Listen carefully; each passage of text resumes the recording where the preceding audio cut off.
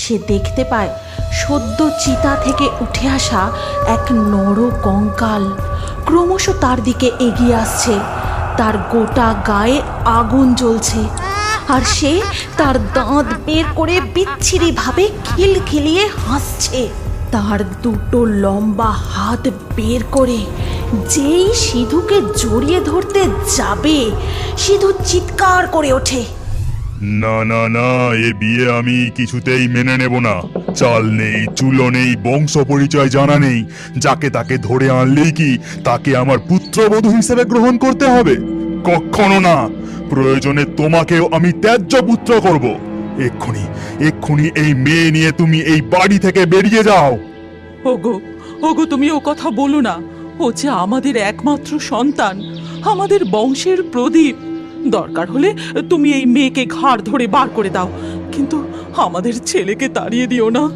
না মা, এ হয় না। কবিতাকে আমি অগ্নি সাক্ষী করে বিয়ে করেছি। ও আমার স্ত্রী।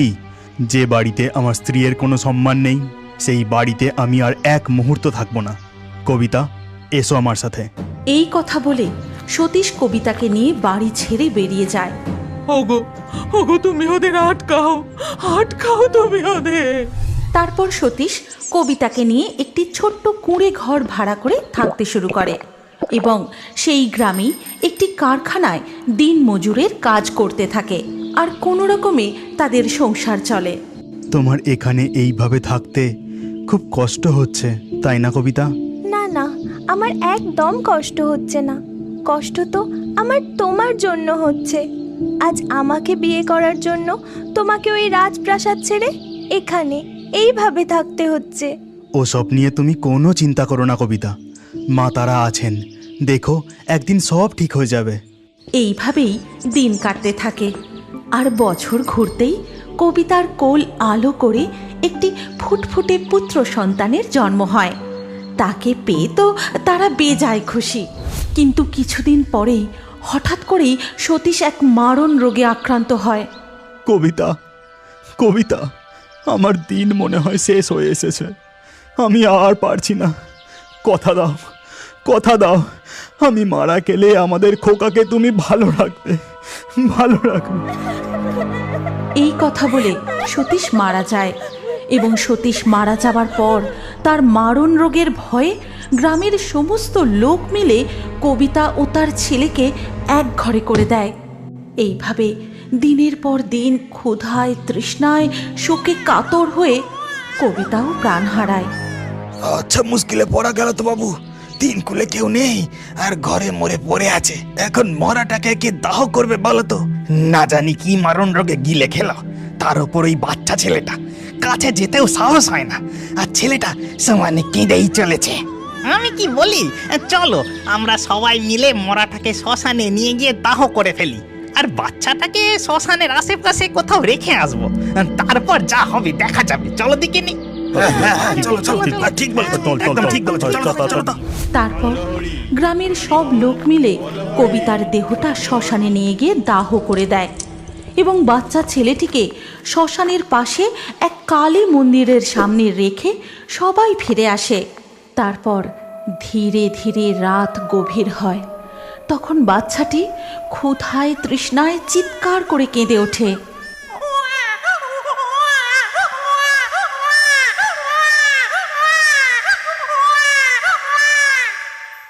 ঠিক তখনই মন্দিরের ভিতর থেকে একটা লাল পাড় সাদা শাড়ি পরে এলোকেশী বউ বেরিয়ে আসে এবং বাচ্চাটির কাছে এসে তাকে কোলে তুলে নিয়ে বলে, "কি রে, তোর খুব খিদে পেয়েছে তাই না সোনা? সকাল থেকে কিছু খাওয়া হয়নি বুঝি?" এই কথা বলে বউটি মন্দিরের ভিতরে যায়। তারপর মাকে দেওয়া প্রসাদী এক বাটি দুধ নিয়ে এসে বাচ্চাটিকে খাইয়ে দেয়। খোকা ঘুমলো, পাড়া জোড়লো, বোর গেলো দেশে, বুলবুলিতে ধান খেয়েছে, খাজনা দেব কিসে। গান শুনতে শুনতে বাচ্চাটি ধীরে ধীরে ঘুমিয়ে পড়ে। ঠিক সেই সময় সেই পথ ধরে যাচ্ছিল কালীবাবু। হঠাৎ, এ কি, এত রাতে মন্দিরের উপর একটি বাচ্চা ছেলে ঘুমোচ্ছে বলে মনে হচ্ছে, কিন্তু ছেলেটা এখানে এলো কি করে? তবে কি কেউ ফেলে রেখে গেল নাকি? কিন্তু এখানে এইভাবে পড়ে থাকলে তো শিয়াল কুকুরে ছিঁড়ে খাবে। না না, আমি বরং আজ রাতে ওকে নিয়ে বিশুডোমের ঘরে দিয়ে আসি। এই কথা বলে কালীবাবু বাচ্চাটিকে নিয়ে বিশুডোমের কুঁড়ে ঘরের দিকে যায়। তারপর তাকে ডেকে বলে, বিশু, ও বিশু, বিশু, শিগগিরই বাইরে আয়। দেখ, এই বাচ্চাটিকে শ্মশানের ধারে কালী মন্দিরে কেউ ফেলে রেখে চলে গেছে। ওকে তুই তোর সাথী রাখ, কাল সকালে আমি ওর কিছু খাবার আর জামা কাপড় কিনে এনে তোকে দেব। এই কথা বলে কালীবাবু সেখান থেকে চলে যায়। বাচ্চা ছেলেটি ধীরে ধীরে বিশুডোমের ঘরে বড় হতে থাকে। একদিন মরা পড়িয়ে ফিরতে বিশুডোমের বেশ দেরি হচ্ছিল। এদিকে ছেলেটি খিদের জ্বালায় কাঁদতে কাঁদতে ঘরের বাইরে বেরিয়ে আসে এবং সেখানে বসে বসে কাঁদতে থাকে। আর সেই কান্নার আওয়াজ গিয়ে পৌঁছায় পাশের শেওড়া গাছে বসে থাকা ভূত আর শাকচুন্নির কানে। ও বাবা, এই যে একটা কচি বাচ্চা ছেলের কান্নার আওয়াজ, কিন্তু এই শ্মশানের মধ্যে আওয়াজটা কোথা থেকে আসছে? ওই দেখ শাকচুন্নি, ওই ডোমের ঘরের দুয়ারে একটা কচি ছেলে বসে কাঁদছে রে। বাহ, বাহ, বাহ, বাহ! এই কচি ছেলের নতুন তুলতুলে মাংস খেতে তো বেশ মজা লাগবে। কি বলিস? চল, ওকে তুলে নিয়ে আসি। এই কথা বলে ভূত আর শাকচুন্নি বাচ্চা ছেলেটিকে খাবে বলে কোলে তুলে নেয়। তারপর তাকে শ্মশানের ভেতরের দিকে নিয়ে চলে যায়। ঠিক তখনই তাদের সামনে প্রকট হন স্বয়ং মা কালী এবং তার খাঁড়া তাদের সামনে তুলে ধরে বলেন, তোদের এত সাহস, তোরা এই ছেলেটিকে খাবার লোভ করেছিস? আজ তোদের মুন্ডু ধর থেকে আলাদা করেই ছাড়ব। এই কথা বলে মা কালী খাঁড়া হাতে তাদের তাড়া করতে থাকে। ছেড়ে দিন মা, আমাদের ক্ষমা করে দিন। আমরা এই শ্মশান ছেড়ে চিরদিনের মতো চলে যাব, আর কোনোদিনও এখানে আসবো না। কিন্তু মা কালী তাদের তাড়া করতেই থাকে। ভূত আর শাকচুন্নি তখন বাচ্চাটিকে মন্দিরের দুয়ারে নামিয়ে রেখে দৌড়ে শ্মশান চত্বর থেকে একেবারে অদৃশ্য হয়ে যায়। বাচ্চা ছেলেটি শ্মশানে এইভাবে ধীরে ধীরে বড় হতে থাকে। কালীবাবু তার নাম রাখেন সিধু। সারাদিন সিধু বিশুডোমের সাথে অনেক কাজ করে আর রাতে এক সাজি জবা ফুল নিয়ে তার মায়ের সাথে দেখা করতে যায়। এই নাও মা, তোমার জন্য রক্ত জবা ফুল এনেছি। তুমি তো খুব ভালোবাসো, কিন্তু একটা কথা বলো তো, তুমি শুধু আমার সাথে রাত্রিবেলায় কেন দেখা করো? দিনের বেলা কেন আসো না? ওরে পাগল ছেলে, আমি যে কালো, তাই আমার এই কালো রূপ নিয়ে দিনের বেলা বাইরে আসতে লজ্জা করে। তাই তো আমি তোর সাথে শুধু রাতের বেলা দেখা করি। কোথায়? তুমি তো কত সুন্দর, তোমার মুখের দিকে তাকালে আমার সমস্ত কষ্ট জুড়িয়ে যায়। হয়েছে হয়েছে, যা বাবা, এবার বাড়ি ফিরে যা। অনেক রাত হয়ে গেছে, জঙ্গলের পথ ধরে বাড়ি ফিরতে ভয় করবে না তো? না না, কিচ্ছু হবে না। তারপর সিধু জঙ্গলের পথ ধরে বাড়ি ফিরতে থাকে। হঠাৎই তার গাটা কেমন ছমছম করে ওঠে। সে দেখতে পায় সদ্য চিতা থেকে উঠে আসা এক নর কঙ্কাল ক্রমশ তার দিকে এগিয়ে আসছে। তার গোটা গায়ে আগুন জ্বলছে আর সে তার দাঁত বের করে বিচ্ছিরিভাবে খিলখিলিয়ে হাসছে। তার দুটো লম্বা হাত বের করে যেই সিধুকে জড়িয়ে ধরতে যাবে, সিধু চিৎকার করে ওঠে, মা, বাঁচাও! সাথে সাথেই আকাশে জোরে বিদ্যুৎ চমকে ওঠে। ঝমঝম করে বৃষ্টি শুরু হয়ে যায় আর বৃষ্টির ফোঁটা পড়তেই সেই নরকঙ্কাল সেখান থেকে অদৃশ্য হয়ে যায়। এইভাবে বারংবার মা কালী সিধুকে এই ভূত প্রেতদের হাত থেকে রক্ষা করেন। তোর কোনো চিন্তা নেই বাবা, আমি সব সময় তোর পাশেই আছি। এদের সবার ছত্রছায়ায় সিধু বড় হয়ে ওঠে। হঠাৎ একদিন বিশুডুম মারা যায়। শ্মশানের সমস্ত দায়িত্ব এসে পড়ে সিধুর কাঁধে। সেই দিন থেকে সিধু ডোম নামে পরিচিত হয়। সারাদিন শ্মশানের সমস্ত কাজকর্ম করে রাতের বেলায় সে যায় তার মায়ের সাথে দেখা করতে। আজ আরও একটি মৃতদেহ নিয়ে দাহ করতে সকলে মিলে নিমতলার শ্মশানের দিকে যাচ্ছে। বল হরি হরি বল, বল হরি হরি বল, বল হরি হরি বল, বল হরি হরি বল। আরে তাড়াতাড়ি পা চালা, সন্ধে হবার আগেই সব কাজ সেরে এখান থেকে কেটে পড়তে হবে, না হলে জানিস তো কি হবে, একটাও মানুষ আর বেঁচে বাড়ি ফিরবে না। চল চল তাড়াতাড়ি পা চালা। তারপর তারা সবাই মিলে পা চালিয়ে শ্মশানের দিকে এগিয়ে যায় এবং সেখানে গিয়ে চিতায় আগুন দেওয়া হয়। তখন প্রায় সন্ধে নেমে এসেছে। চিতার আগুন তখন দাউ দাউ করে জ্বলছে। চারিদিকে ঘুটঘুটে অন্ধকার যেন শ্মশানটাকে গ্রাস করে রেখেছে। মাঝে মাঝে দূর থেকে একদল শিয়াল হুক্কা হুয়া বলে চিৎকার করে জানান দিচ্ছে যে বাঁচতে চাইলে এখান থেকে পালিয়ে যা। কিছুক্ষণ পর হঠাৎ করেই যেন শ্মশানে আর এক তাণ্ডব শুরু হয়ে যায়। প্রচণ্ড জোরে দমকা বাতাস বইতে থাকে, গাছের ডাল হুড়মুড়িয়ে ভেঙে পড়তে থাকে। ওই তাণ্ডব শুরু হয়ে গেছে, তাড়াতাড়ি পালা রে, না হলে কেউ আর প্রাণ হাতে নিয়ে বাড়ি ফিরতে পারবি না। ঠিক তখনই ঘটে আরো ভয়ঙ্কর কাণ্ড। জ্বলন্ত চিতার মধ্যে থেকে লাশ শটাং উঠে বসে এবং তাদের দিকে ঘুরে বিচ্ছিরিভাবে খিলখিলিয়ে হাসতে থাকে।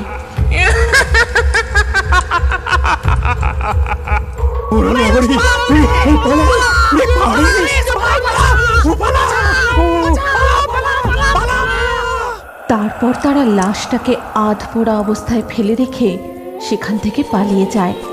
নিমতলার এই শ্মশানে এমন সব ভুতুড়ে কাণ্ড ঘটে যে সেখানে দিনের বেলাতেও মানুষের আসতে গা ছমছম করে। একা তো সেখানে কেউ আসার সাহসই করে না, আর ভুল করেও যদি সন্ধ্যের পর সেখানে কেউ আসে সে আর নিজের প্রাণ হাতে নিয়ে বাড়ি ফিরতে পারে না এবং অত্যন্ত মর্মান্তিকভাবে তার মৃত্যু ঘটে। কারণ সেই শ্মশানে বাসা বেঁধেছে অপঘাতে মৃত্যু হওয়া এক পেতনি আর শাকচুন্নি। ধুর ধুর, আর এইসব আধপোড়া পচা মাংস খেতে ভালো লাগে না। কতদিন হয়ে গেল কাঁচা মাংস খাইনি, কাঁচা রক্তের গন্ধও পাইনি। কেউ তো আর এই শ্মশানের মধ্যে একা আসেই না। কোনো তান্ত্রিকও আর এই শ্মশানে যজ্ঞ করতে আসে না যে তাকেও মেরে ঘাড় মোটকে রক্ত চুষে খাবো। কাল কৌশিকী অমাবস্যা, কালকে আমাদের শক্তি আরো দ্বিগুণ হয়ে যাবে। কালকে একটা না একটা শিকার ধরতেই হবে। পরের দিন সকালবেলা গ্রামের বাজারে নগেনের মুরগির মাংসের দোকানে পাশের গ্রামের ধনঞ্জয় বাবু আসেন এবং বলেন, এই যে নগেন, তা মুরগির মাংস কত করে কিলো নিচ্ছ? আগে কাটা নিলে 220 টাকা কিলো। আপনি যদি গোটা নেন তাহলে দামটা একটু কম হবে। তা কত কিলো দেবো বাবু? আরে না না, এখন নেব না। আজ রাতে আমার বাড়িতে একটা ছোট অনুষ্ঠান আছে। আমার 2 মেয়ে সোনা আর রূপার জন্মদিন। এই 10-12 কেজি মাংস আজ সন্ধ্যাবেলার মধ্যে আমার লাগবে। তা তুমি আমার বাড়িতে ডেলিভারি দিয়ে আসতে পারবে তো? কোনো চিন্তা করবেন না বাবু, ঠিক সময়ে মাংস আপনার বাড়িতে পৌঁছে যাবে। আপনি শুধু ঠিকানাটা দিয়ে যান। কিন্তু নিমতলার শ্মশান পেরিয়ে আমার বাড়ি, তা তুমি পারবে তো? নগেন কি যেন একটা মনে মনে ভাবে আর তারপর বলে, আমার অত ভূতে ভয় নেই বাবু, আপনার কোনো চিন্তা নেই। সন্ধ্যের আগে আপনার বাড়িতে মাংস ডেলিভারি হয়ে যাবে। সন্ধে হবার ঠিক আগে আগেই নগেন তার সাইকেলে গোটা ৬-৭ মুরগি ভালো করে বেঁধে ধনঞ্জয় বাবুর বাড়ি যাওয়ার জন্য তৈরি হচ্ছিল। না, সন্ধে হবার আগেই মুরগিগুলো ডেলিভারি দিয়ে ফিরে আসতে হবে, না হলে ওই শ্মশান পেরিয়ে আর পেরানটা নিয়ে বাড়ি ফিরতে পারবো না। তার ওপর আজ আবার কৌশিকী অমাবস্যা, আজ আবার ভূতেদের শক্তি দ্বিগুণ হয়ে যায়। যাই, বেরিয়ে পড়ি। তারপর সে সাইকেল নিয়ে রাম নাম জপতে জপতে রওনা দেয়। ভূত আমার পুত, পেতনি আমার ঝি, রাম লক্ষণ বুকে আছে, ভয়টি আমার কি? না না, ওই নিমতলার শাকচুন্নি আমার কোনো ক্ষতি করতে পারবে না। এই হাতে আমার মা দুলি আছে, কিচ্ছু ক্ষতি করতে পারবে না। না না, যাই যাই। হাউ মাউ খাও, মানুষের গন্ধ পাও।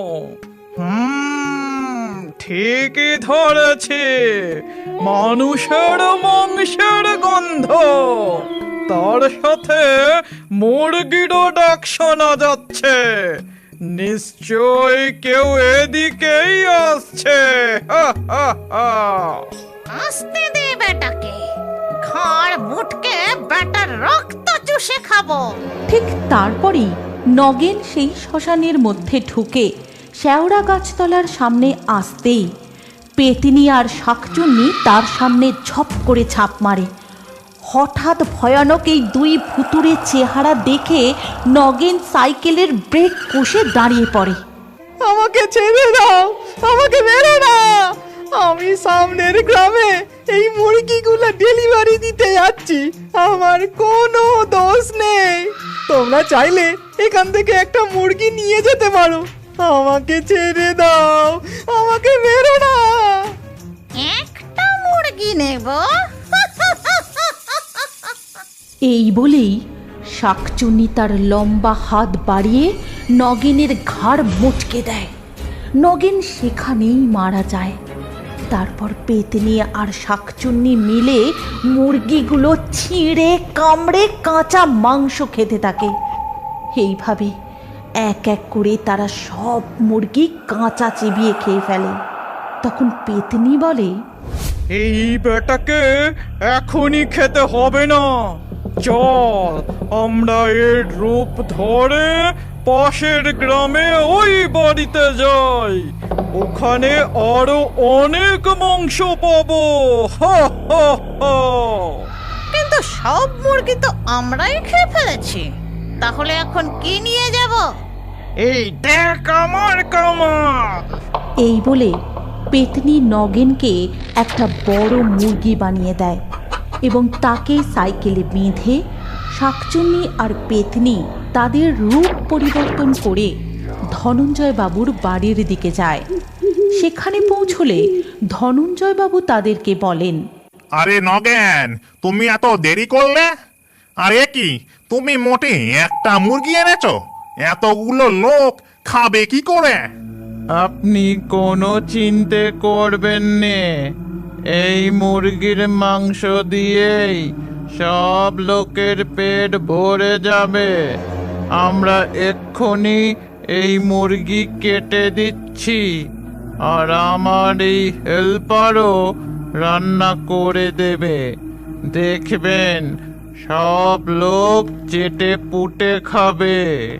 এই নগেন, তোমাকে কেমন যেন একটু অন্যরকম লাগছে। যাকে তুমি তোমার কাজটা তাড়াতাড়ি করে নাও দেখি। তারপর পেতনি আর শাকচুন্নি রান্নাঘরের দিকে যায়, আর সেখানে গিয়ে তারা দেখে নানান রকমের খাবার। তখন শাকচুন্নি বলে, কত খাবার, কতদিন ভালো মন্দ খাইনি। ঠিকই বলেছিস, আগে এই মরা মানুষের মাংস ওদেরকে খাবো, তারপর ওদেরকে ধরে ধরে আমরা খাবো। তারপর তারা ওই মুরগির মাংস রান্না করে সব লোককে খাওয়ায়। সেই মাংস খাবার পরেই সবাই অসুস্থ হয়ে পড়ে। কেউ প্রচণ্ড বমি করে, কেউ কেউ অজ্ঞান হয়ে যায়, কেউ বা পেটের যন্ত্রণায় ছটফট করতে থাকে। আসলে তারা তো মুরগির মাংস ভেবে মরা মানুষের মাংস খেয়েছে। অতিথিদের এই অবস্থা দেখে ধনঞ্জয় বাবু প্রচণ্ড রেগে গিয়ে রান্নাঘরের দিকে যান এবং সেখানে গিয়ে তিনি যা দেখেন তাতে তার হাড় হিম হয়ে যায়। এ কি, রান্নাঘরে নগেন আর তার হেল্পার নেই, আছে দুজন রাক্ষসী। তাদের মধ্যে একজন গরম করার মধ্যে থেকেই মাংস তুলে খাচ্ছে, আর একজন কাঁচা মাংসই চিবিয়ে খাচ্ছে। এই দেখে ধনঞ্জয় বাবু প্রচণ্ড ভয়ে সেখান থেকে পালিয়ে যান এবং বাইরে এসে সবাইকে সব কথা খুলে বলেন।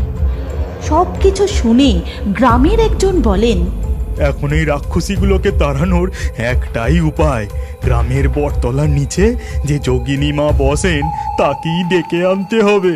তিনিই পারবেন আমাদের এই বিপদ থেকে রক্ষা করতে। তারপর সবাই মিলে ওই যোগিনী মায়ের কাছে যায় আর সব কথা তাকে খুলে বলে। সব কথা শুনে যোগিনী মা মনে মনে এক ফন্দি আঁটেন। এই তো আজ আমার সাধনা সিদ্ধ হবে।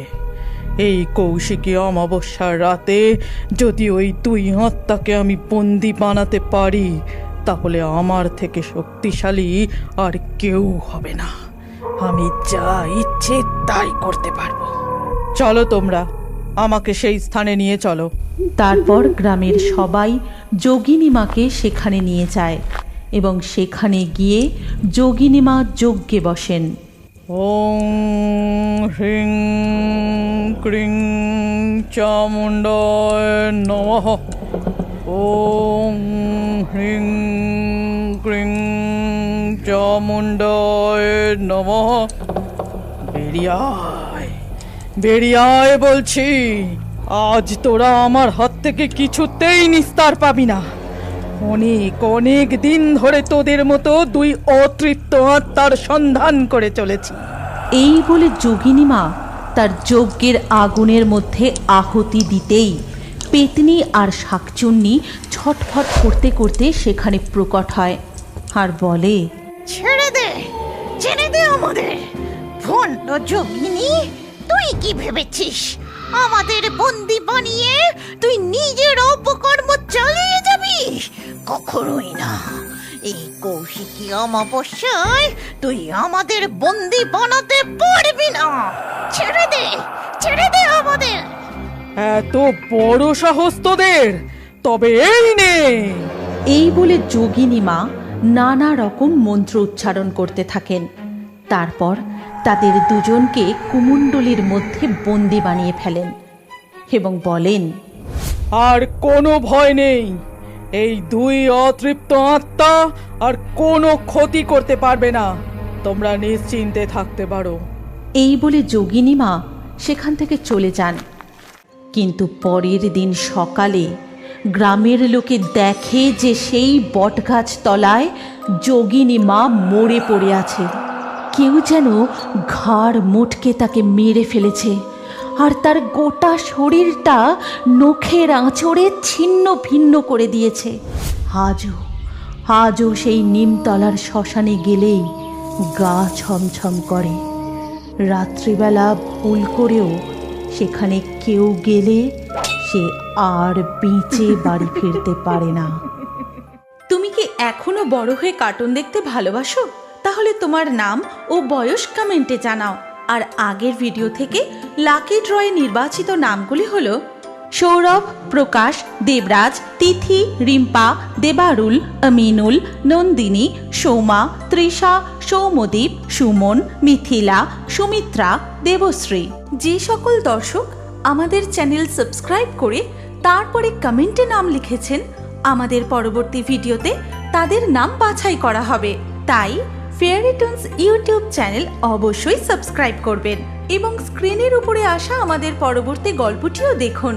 তাতেও আপনার নাম থাকতে পারে, না থাকলে আবারও আপনার নাম পরবর্তী ভিডিওতে লিখে দিন। কি ভাবছেন? তাড়াতাড়ি ক্লিক করে দেখুন।